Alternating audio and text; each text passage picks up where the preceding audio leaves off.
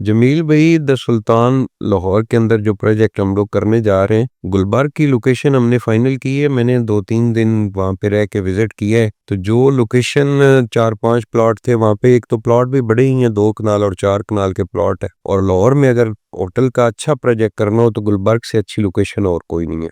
फिर सेकंड ये कि जो हमारे बजट के अंदर प्लॉट आ रहे थे वो लोकेशन जरा बैक साइड पे थी, मतलब जहाँ पे आप ये समझे कि गुलबर्ग जो है वो ख़त्म होता है और आखिरी जो सर्विस रोड्स वगैरह है, तो वो मैंने रिजेक्ट कर दी हैं।